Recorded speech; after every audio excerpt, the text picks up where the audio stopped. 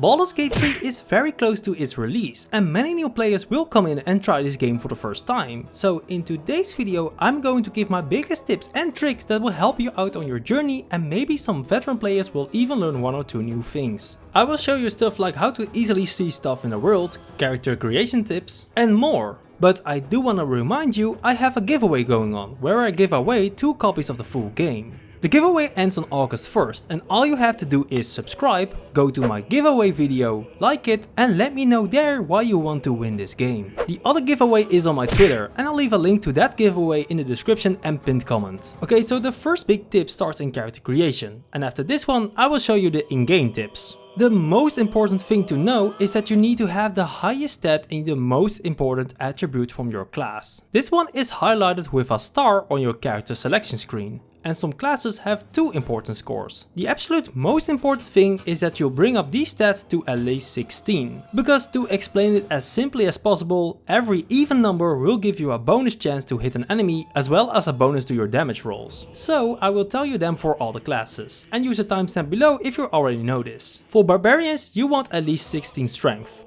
bards want 16 charisma, clerics wisdom, druid also wisdom, fighter strength, and paladins need 2 stats, strength and charisma, so you want to raise both to 16. Rogues need 16 dex, sorcerers 16 charisma, warlocks also charisma, and wizards intelligence. Monks will come in the full release and they need 16 dexterity and wisdom. If your class doesn't have a secondary stat, it's always nice to raise dex for a higher total armor class if you don't wear heavy armor, and constitution for a higher total HP bonus. Do note that in the full release of the game your scores are determined by your race anymore, so you can freely spend those points however you like. And of course there are more viable and multi-class builds out there, but this is the basic of it. And when you level up, you want to level up your main stat, the one with the star, to 20 as fast as possible. So when you choose a feat at level 4, you want to pick the ability score improvement twice in your main stat. For example, for a rogue, you want to boost up your dex to 18 at level 4 and raise your dex to 20 at level 8. The next tip is essential for new players, for a lot of reasons. First of all, to spot loot, interactable items, and to see what certain items are in the world. So if you hold the left alt on your keyboard, you'll see this pop up. All the names of things you can interact with on the screen. Before this just looked like a normal counter, but now you can see I even spotted 2 potions, like this potion of healing. If I zoom in and look around with the camera, you can see this potion was very well hidden. But when I hold the left alt key, I can easily see these items and all I need to do is click the name to pick these items up. It can also be used to identify enemies. When you slaughtered a bunch of goblins but saw one with a name, you know that one was an elite and probably has some nice loot on him. Again, all I do is hold the left alt key and I can easily see the names of the enemies here, or items that dropped on the floor.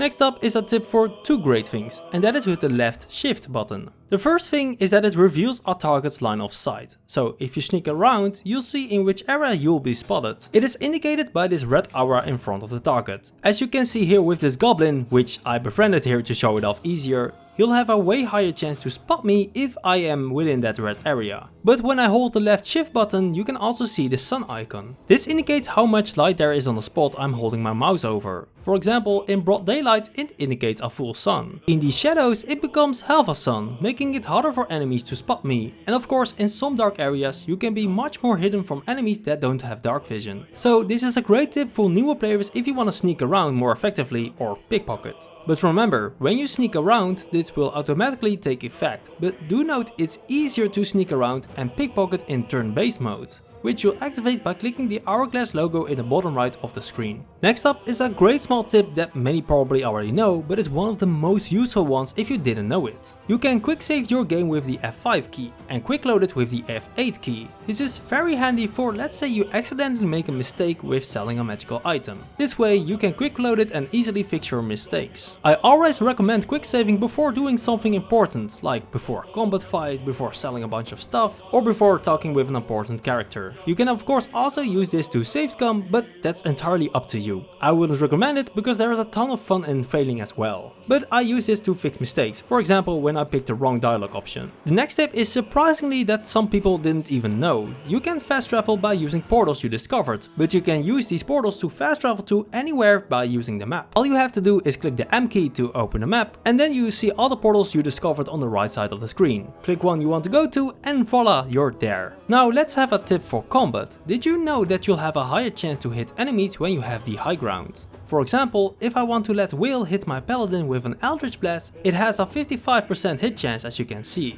But if I climb on this rock and get the high ground, it becomes a 65% chance to hit. You can see at the top middle of the screen, this is because I have the high ground. Paladin.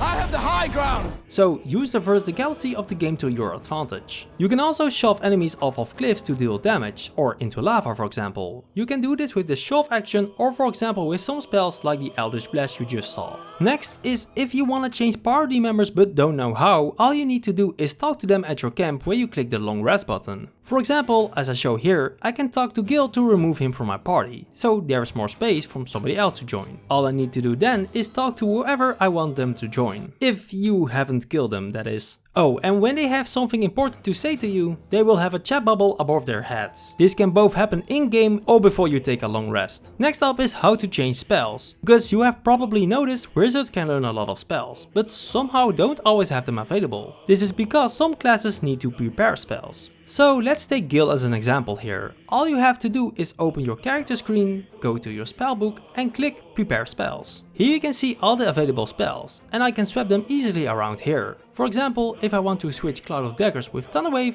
all I need to do is deactivate one and activate the other. But wizards are also able to learn even more spells. All you have to do is click the Learn More Spells icon to do so. You will need a spell scroll from a spell list that wizards are able to learn. Click it and it automatically spends the golds for you, and voila, you've now learned a new spell. The next big tip is having control over your reactions and triggers. For example, one of a paladin's great strengths is the ability to Divine Smite on a hit, dealing 2d8 radiant damage and spending a spell slot. But what if you don't want this automatically to happen, or actually do? Well, all you need to do is open your character screen, click on the reactions tab and you're here. And here you can see your reactions and triggers, and the trigger is for example the Divine Smite for paladins. A reaction is indicated by this pink star, for example with Hellish Rebuke. But I like to have control over these reactions and triggers instead of them being automatically done for me. So when I click the Ask toggle, it will now pop up on a small screen when I want to Divine Smite on a hit. And Gil, you'll be the perfect example to show it on. Oh shit. Here we go again. And as you can see here, when I do hit him, this window pops up and asks me if I want to smite him. A reason I don't want to smite is maybe I want to save a spell slot, but in this case I do want to smite him. But if you find these pop-ups annoying, just disable the ask box and your character will automatically do them again. Now your character sheet shows you way more information that is valuable to every player. For example, your proficiencies. You will have some bonus stats with some weapons which will give you extra chance to hit as well as extra damage. And you can find this all on your character sheet. So let's open the sheet again, and here you can see all the armors and weapons I am proficient with. Just hold your mouse over the icon and you can read all the proficiencies. If that's too much work, you can also click the arrow to see which items in your inventory are available that you are proficient with, and easily equip them here. If you want to see more things your character is good at, click the skills tree and you'll see all the stats that you'll need.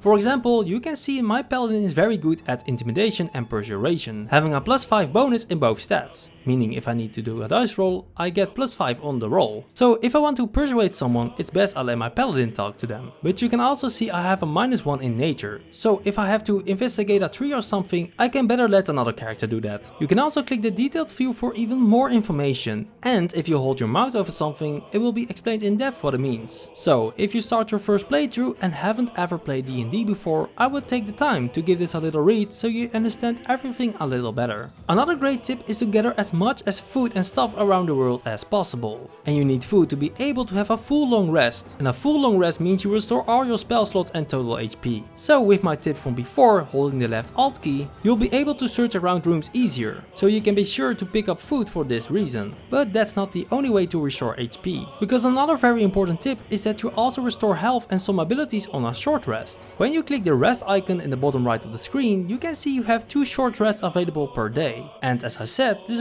restore some health, some abilities, and for warlocks even are there spell slots. So make sure to use all your short rests before a long rest, so you don't waste those valuable camp supplies just to heal. Also in your inventory you can see multiple things when you right click an item, but also these two options, add to wares and send them to camp. Add to wares means you toggle it to be sellable the next time you visit a trader. As you can see, it gets the little coin icon. So if you're almost over encumbered like I am, I can easily mark those items for wares, so the next time I visit a trader I can instantly sell it. It does only pop up in the barter screen though. The other option, when you click send to camp, it arrives in a chest, of course, near your camp. For example, you can easily send all the food and camp supplies to your camp, so you don't have the carry weight of them. And then pick them out of the chest before going to bed so you can get a full long rest. You can also just store items here or in other containers in your camp, so they remain here for when you return. Now, these are just some of the biggest beginner tips and tricks out there, but if you have one I forgot, share it with other players in the comments down below, so we can help each other out for new players on their first journey. And if you found this video helpful, like the video and let me know if you want a part 2. As a reminder, the giveaway is still going on. I'm giving away 2 copies of the full game and all you have to do is subscribe, go to my giveaway video and let me know there why you want to win this game. The other giveaway is on my Twitter page, but I'll leave a link to that one in the description and pinned comment down below. And with that, thank you so much for watching and I will see you next time.